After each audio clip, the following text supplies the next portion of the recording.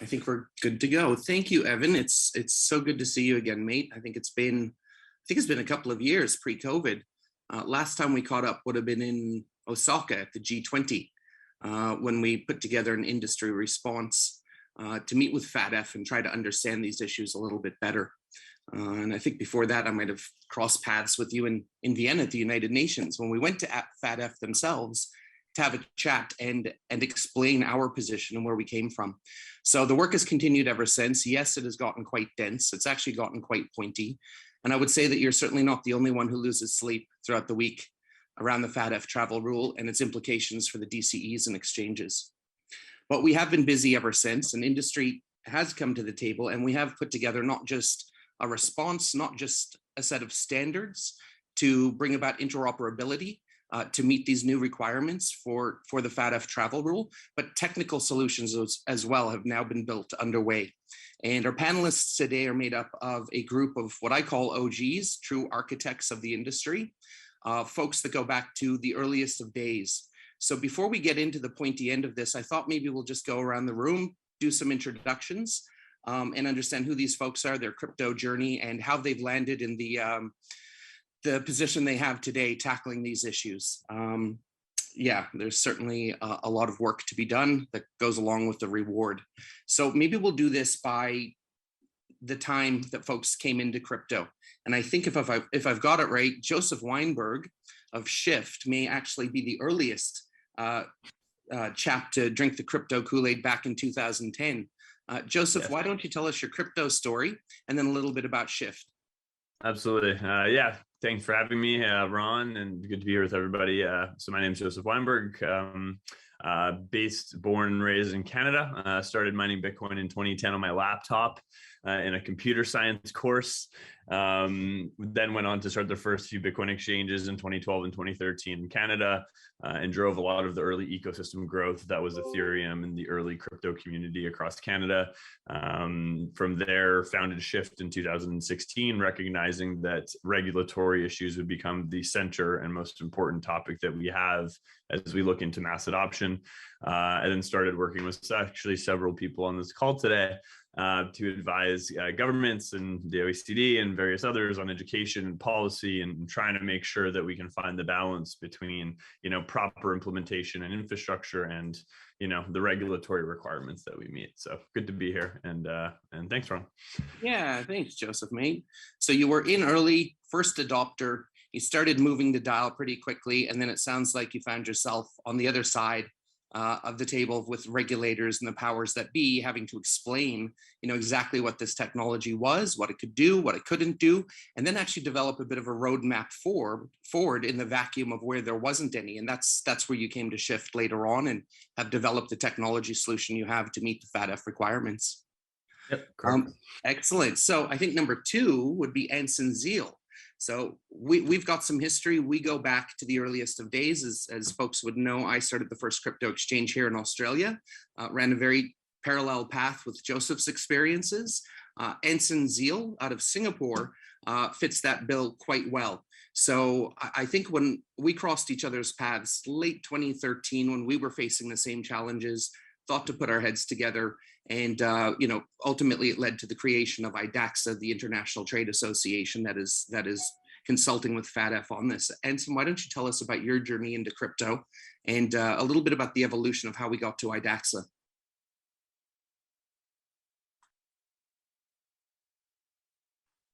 Oh. Yes, thanks, Ron. Yeah, sorry about the mute. Yeah, we have history going way back into 2013, and it was a very interesting journey, especially when you're on the entrepreneur side, understanding how to create this, especially when you're in your little bubble and telling everyone how good Bitcoin is, when it was actually very early back then, was an interesting journey. But it soon came to a realization that you need to, it takes 2 hands to clap for this industry to work well, where you need to work with regulators as well as getting the private sector together. So my journey started off with me working on a startup called CoinPit back in 2014. And then we had a bunch of, how do you say this, not so friendly with government sort of entrepreneurs that we needed to work with the ones that are friendly with governments to form this association called Access. So Access is the largest and the oldest cryptocurrency association in Singapore. We have members that are very international now, from Coinbase, back then, Huobi, Binance, and Gemini, Bitstamp, all these large exchanges now who are also looking for to get a license in Singapore are also our members. And also Grab Financial, one of the competitor for competitor to Uber, is also a member of Access now. So just to fast forward, in terms of regulation, we work with MAS, our regulator, Monetary Authority of Singapore, on the new licensing regime called the Payment Services License. We work with them to give them feedback since 2017, which was finally enforced in January 2020. Back then, we were working on a code of practice, which was also inspired by Blockchain Australia, back then ACCA, on doing a code so that it allows different stakeholders to understand the AML CFT process of the different VAS before the VAS became actually a big, the main name, what we call the service providers. And then fast forward 2 years, we are starting to see on the international level a lot of noise about how to regulate, because all these companies are growing all the service providers are growing very big. So in 2019, FATF made the draft on the virtual asset guidelines. And once I read the guidelines and MAS also consulted on this, I was already very shocked, because I knew there needs to be a international response to this, because travel rule means that everyone needs to come together. So on the FATF level, each and every one of us, including Blockchain Australia, Blockchain New Zealand, Crypto UK, Crypto Valley Switzerland is also a member. All of us, we needed a response together, because our individual jurisdictions cannot work out. Like, we cannot speak to an intergovernmental organization. Hence the formation of IDAXA and the other initiatives that followed on. Fantastic. Thank you, Anson. So just to summarize, Anson started a crypto business in 2013, as did Joseph, as did myself. Shortly after, he founded a trade association. I think it might have been the world's second trade association to be established, to be able to engage with the local regulator, MAS. Grew that out into what it has become today. In 2018, we were faced with the FATF existential threat, as we saw it at the time, where we realized we would have to have a global collaboration amongst the exchanges. And we decided the best way to do that would be to put the national trade associations together. So Blockchain Australia, Access teamed up. We started working with the US Chamber of Digital Commerce. And I believe that initiative was actually called the Global Blockchain Forum originally. And we were able to round up as many as 14 countries' trade associations towards 2018 that would meet a consensus every year in New York. When the FATF travel rule was presented as an issue, we came together and founded a new trade association to specifically address the FATF travel rule, which is IDAXA, now working with AUSTRAC and FATF, of course. So that's I guess, the background story. Next, I think we want to hear from Paul Derham, because he has, where we had been the businesses on the front line, he had brought along some of the earliest legal advice to, I know, certainly all of the VASPs here in Australia. And that would have been about 2013 too. So Paul, if you just want to tell us your journey with Holley Nethercote, which has now become, I guess, the country's leading crypto legal advisory, it'd be great to hear your story. Thanks, Ron. You always do the best intros. So, so look, yeah, I think it was early 2014 we started getting asked, do we need a license by what we now call VASPs? Back then we didn't even have DCEs. They're just crypto exchanges, weren't they? And I remember sitting on panels at the various conferences. I think, Evan, you might have even been around at some of them. And the audience was made up mostly of technology people, early adopters, and mathematicians, and not so many consultants and lawyers. And so, yeah, a lot has changed pretty early on. In addition to doing that kind of work, there was a need to develop relationships with banks. The banks were de-risking all the payments sector in Australia and globally. as a bit of a ripple effect coming out of some big fines that were levied against some US banks. And so we thought, well, let's do a code of conduct. And so we worked with the ex-president of the FATF, and Ron, you really pulled all of that together through ADCA, but we worked with really interesting people across lots of areas to write this code of conduct, and our firm was the lead author, and we prepared this code of conduct to try and set a benchmark before the AML-CTF Act was amended to require registration for digital currency exchanges. And then, and so that was an attempt for people to self-certify or opt in. And it's even been referenced in the recent Treasury consultation paper that came out on Monday, this idea of self-regulation. And so, yeah, we were involved in authoring that. And then we've done some other fun projects, and you were involved too, Ron, helping another country. It's not gone live yet, but, you know, drafting legislation of the framework for their secondary markets in the crypto space. Yeah, and now it's all things crypto because we're a financial services firm across Melbourne, Sydney, about 30 people. So yeah, thanks for having me, and happy to talk about the travel rule. Absolutely, thanks, Paul. I think that stitches together just about all the pieces. But last, certainly not least, is we want to hear from Loretta Joseph. So Loretta and I crossed paths, I think, in about 2014 as well. It wouldn't have been long after, Paul, you and I had met. And Loretta comes from a very unique position, given her experience across the board. So she actually comes from both capital markets, so private enterprise in the financial services sector. She wears a regulatory hat these days, and it comes from traditional finance and now the digital asset industry. So she's ticking 4 boxes there. And Loretta, what I'd love for you to do is tell us your crypto journey, and then the nature of the work that you've been doing over the last couple of years, because you've really been able to take it up a level globally and really put your hands into the work and deliver real results. So there's a lot of experience, I think, that we could take some notes from listening to Loretta. Well, thanks, Ron. That's very sweet. Yeah, we did meet back in 2014, and that seems like such a long time ago now. Wow. I should have started writing a journal. So I'm Loretta Joseph. Back in those days when I met Ron, I was working at the Sydney Stock Exchange. I think I was doing market infrastructure. I'd sort of dabbled, looked at Bitcoin since about 2012. I come from a very regulated background. I was a derivatives trader, so I think I've traded most asset classes. So I've been very used to being regulated. And I met Ron, and I met Nick, and then I took the advisory chair role at ADCA. So then I sort of started to figure out that there was not a lot of conversations happening between the industry and policymakers and the regulators. So we really tried to forge that bond in Australia, and get some terminology around what a digital asset was. We weren't talking about virtual assets then. I wish we had been, but trying to get a definition that could sort of go across all regulators. So fast forward, 2016, I remember I was at Davos. I met the president, the Premier of Bermuda. He looked at me and said, "Would you like to come to Bermuda and help us write a digital asset framework?"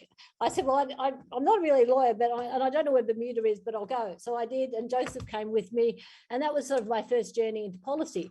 And I started to realise very quickly that regulation is not the same. And when you're a VASP and you're a technologist, and people tell you need to be regulated, we look at it in one bucket. But so when we're looking at what the FATF, the money laundering, terrorism regulation in the world, it's what we call risk-based. So it's very much on what a risk is to a country, what a risk is to an entity.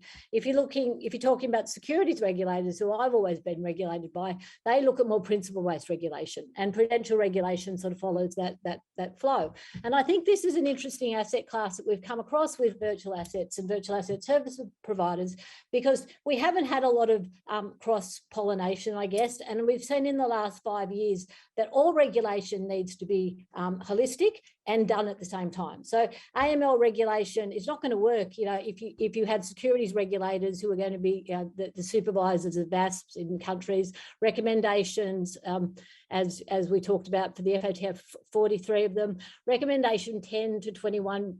There's other parts that cover the VASP, but 10 to 21 is mainly for VASP. Recommendation 15 to 21 are very important. 15 is what countries must do to address new technologies.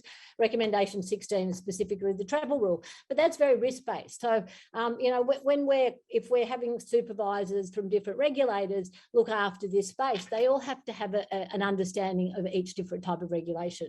So I've spent a lot of time, I guess, working with different policymakers, different regulators, and industry, trying to make sure that whatever we're building in these regulatory frameworks look similar, and they're going to work across countries and also across the industry.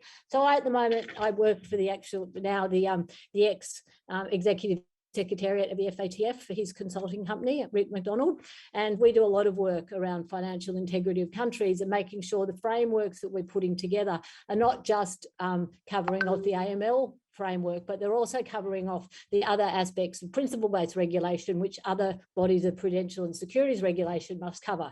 So I think if we're going to be doing it, and we're looking what the FATF are telling the VASP to do, we may as well look much more in a holistic way about how regulation should be put on the industry as a whole, not just in the different sectors of how we probably regulate financial products at the moment that haven't ever included this new technology. Thank you, Loretta. So flexibility, taking a step back, both sides of the table, but regulators particularly, because the methods that have been developed over the last several decades just don't fit the bill with the nature of how the digital asset economy is evolving and the level of agility that occurs with this, the speed at which it moves.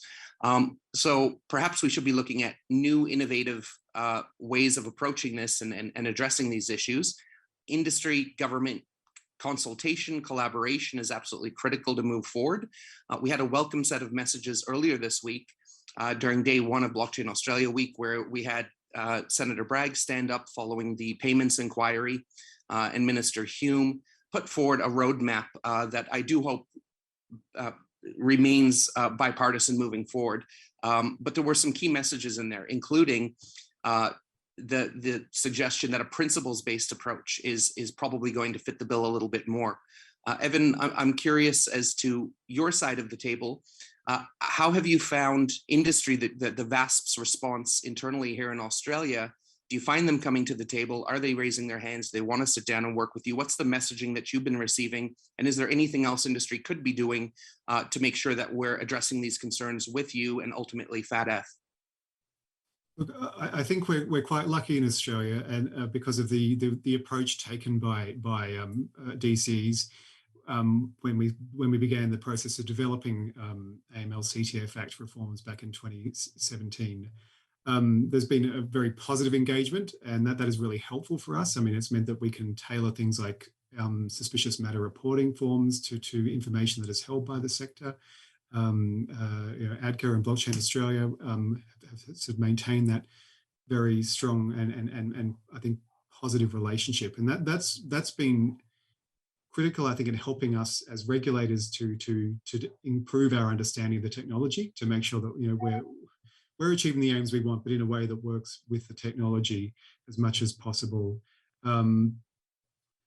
I think in terms of what can be done, I think it's continuing engagement. Obviously, there's an international discussion still going on in the FATF, questions around DeFi, NFTs, those sorts of issues remain areas where regulators are interested to discuss and understand further. And we only get that by talking to industry. So I just say maintain that open dialogue, and Australia has a seat at the table, always interested to hear views from the Australian sector and to reflect those, where we can in those discussions. And move it back up the ladder to FATF. I mean, there's a real opportunity here for Australia to continue to do what it's done since the beginning, and that is lead by example.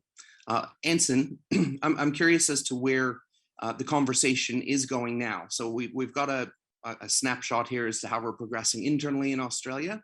But as the guy who's been driving the international response of VASPs with FATF over the last couple of years, can you elaborate a little bit on where that is and perhaps what else may need to be done by VASPs?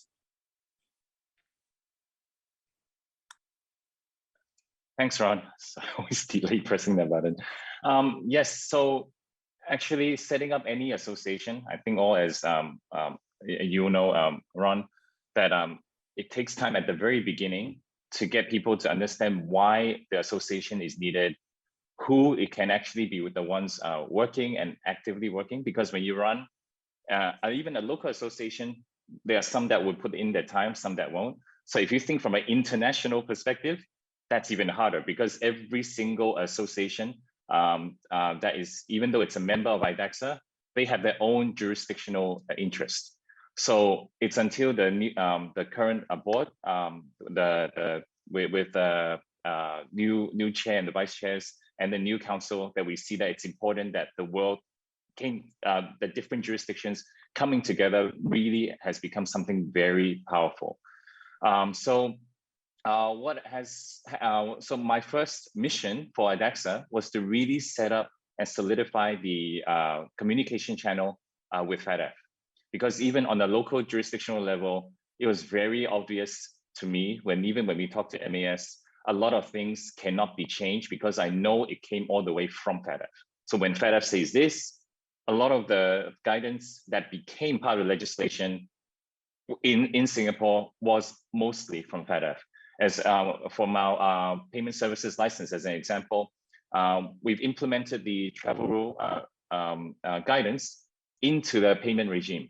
So if you don't reach the expectations for example, for MAS, that you can indeed implement the travel rule and be able to do it on an international scale, they will not give you a license. That was very clear to us.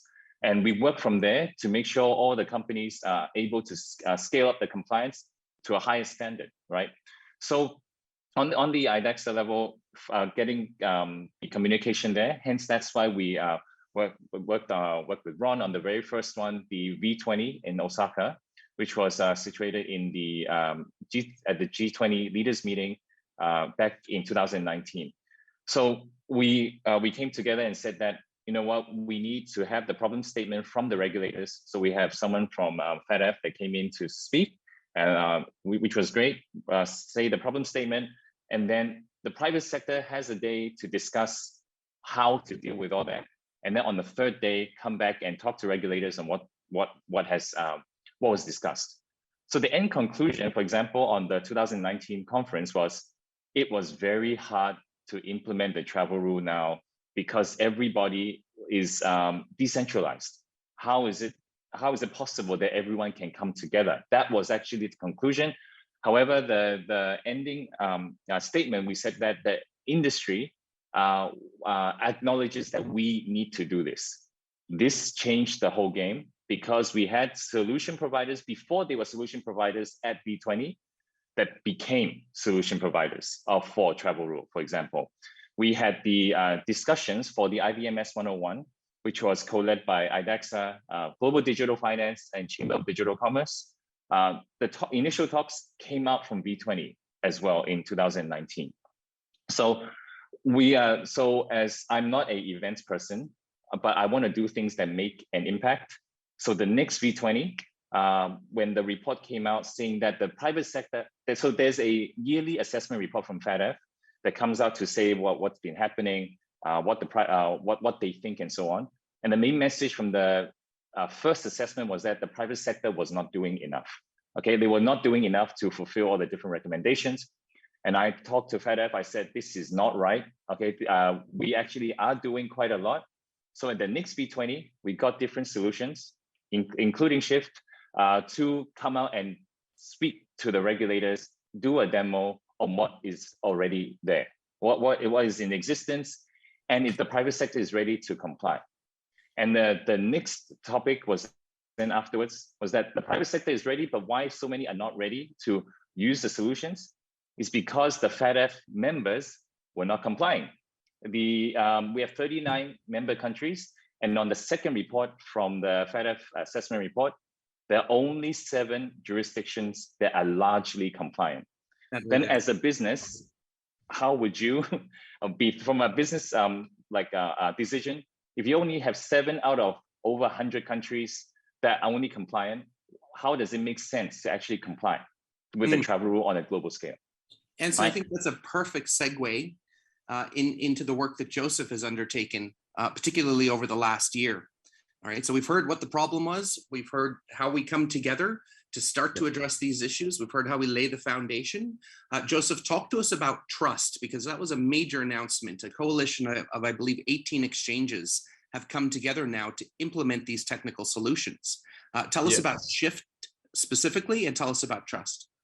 Yeah, so many different ways to approach the problem. And I think that's kind of what Anson has, been talking through. And And I think it comes down to, a few different approaches, methodologies, and everything else. So when you look at systems like Trust or Shyft, what the goal and intended designs for those systems were to try to eliminate the requirements of trust between VASPs, because in the SWIFT context, in the world where travel rule was inherited from the traditional financial system, we are, financially regulated. They have insurance policies. SWIFT operates in a system and in a world where trust across these institutions, banks, is actually there.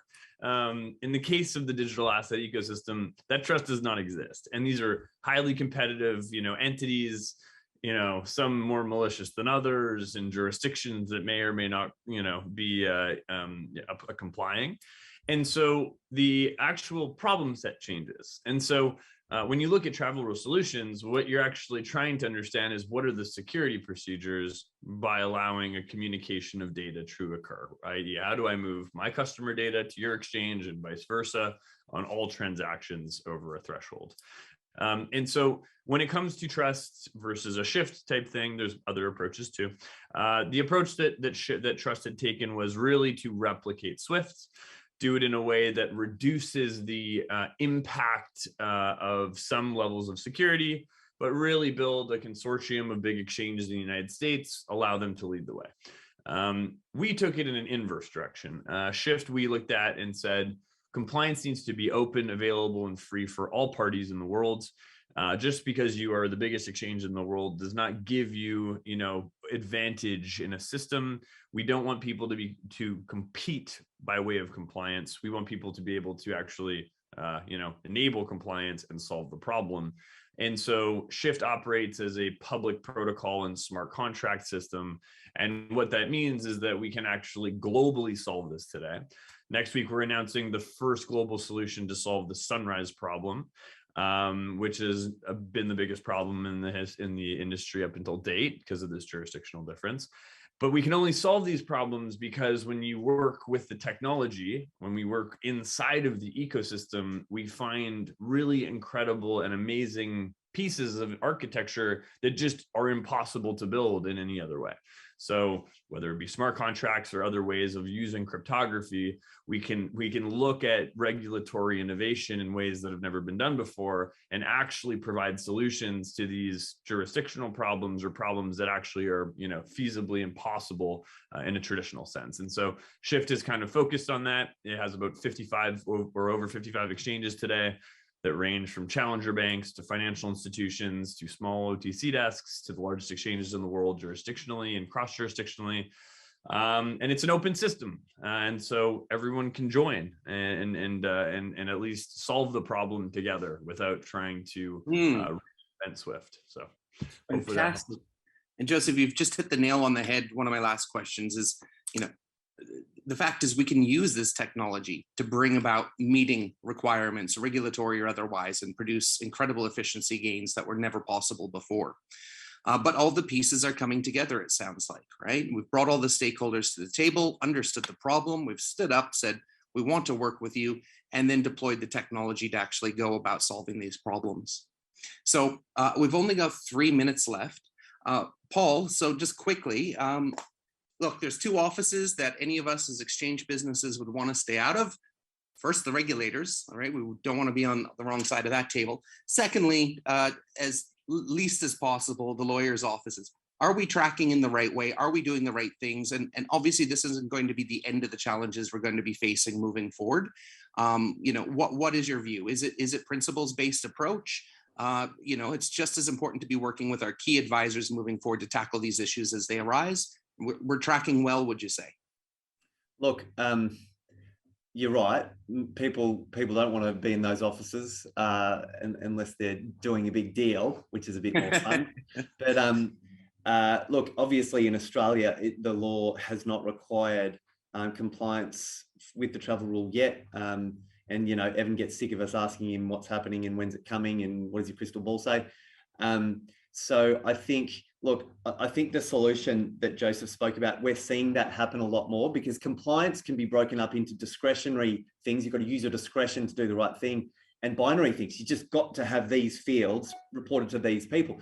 And to the extent that they're binary obligations or easy to follow obligations that can be automated into some sort of open source protocol, that is awesome. I mean, that cuts out so many room for error. It cuts out fat finger mistakes. It cuts out a whole lot of consulting, as long as it's, it can grow and evolve. So I just think that is just a beautiful solution, and it will minimize the amount of regulatory lawyer and regulatory intervention if it's done really carefully at an enterprise grade from the start. So yeah, I think that's the way to do it. And collaboratively. Okay, Loretta, yeah. we have one last minute. Where to next for the industry? What I'd like to get your view on what you see it looking like in about 10 years, because you've been here since the beginning, you're across all sides of it. What do we look like in 10 more years? I wish I had a crystal ball. I mean, the regulation and what we were looking at with the FATF in 2019, just around what a virtual asset is, as what the FATF are talking about today with non-fungible tokens, peer-to-peer exchanges. It's a moving landscape. But I think as far as legislations go with risk-based approach, this will be implemented very soon. So I think countries by this year will have to start to implement the travel rule. I'm working with a number of countries at the moment in what I do in the consulting, and I think risk-based supervision for AML CTF is very different to securities, but very, very important. So in 10 years, I think we may have regulation as code. I think we're moving, that the technology is going to make us do all our jobs a hell of a lot more efficiency without a lot of middlemen in it. And I think I'm not sure if the metaverse is going to work, but I think in 10 years you will see at a protocol level a much more lot of regulation. I think regulators will be part of protocols. They'll have nodes. They will adopt the technology very, very fast in the coming decade. Excellent point. Look, 10 years time, we may well be doing this in the metaverse. Until then, for now, we have Zoom and we have the next V20 coming up. So stay tuned for that. And hopefully I'll see you guys all there. That's it. Thank you so much, everybody. Really appreciate your time. We'll pick it up next time. Awesome. Thanks so much, everyone. Good to connect.